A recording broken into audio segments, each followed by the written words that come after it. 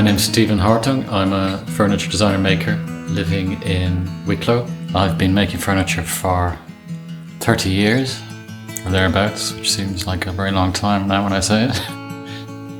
I started off as a product designer and then worked for a couple of years as an industrial designer, which I found a bit soul-destroying, buying precious materials, making stuff, and then knowing that it's going to be landfill in a year's time. I just couldn't put myself into that.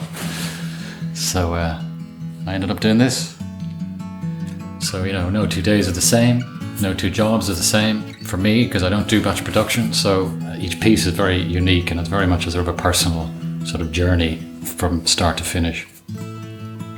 I use wood sort of quite graphically, unlike a lot of furniture makers. So the form is obviously extremely important, but the wood can dictate the form.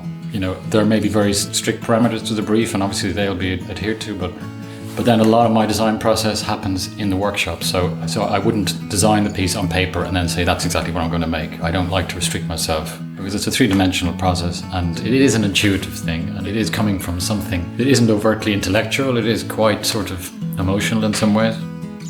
In a world that's quite chaotic, you somehow can create something that is sort of completely whole and perfect in itself.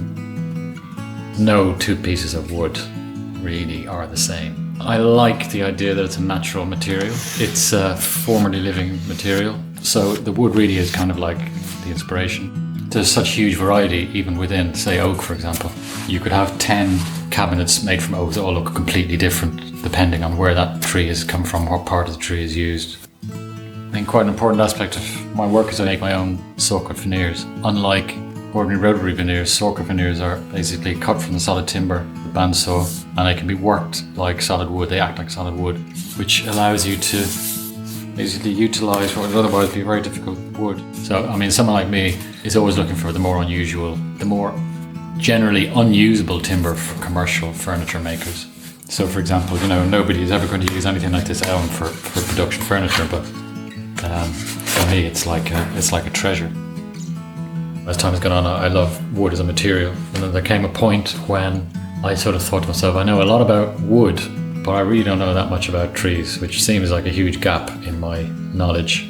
When we were lucky enough to get this land here, I thought it was a good opportunity to plant a native woodland, and it's been one of the most exciting things I've done in my life. It's just fantastic. And we have planted over 2,000 trees here, all native species, all from native stock. Maybe if I live long enough, it would be pretty cool to make something out of something that I planted as a little whip sapling. We live in a time where we should be valuing our resources and appreciating the value of our materials, but increasingly we're not doing that. In a world that's particularly unsubtle, I think sometimes people don't notice those things, but some people will be sort of stopped in their tracks by seeing something in it that I have seen from the beginning. It's the slow burn, it's the classic albums that 20 years on, or the more you listen to them, the more you like them. I like to make pieces that I hope are bringing some sort of coherency and sort of tranquility into somebody's home. Hopefully they can pass down through the generations and be used by their children and grandchildren.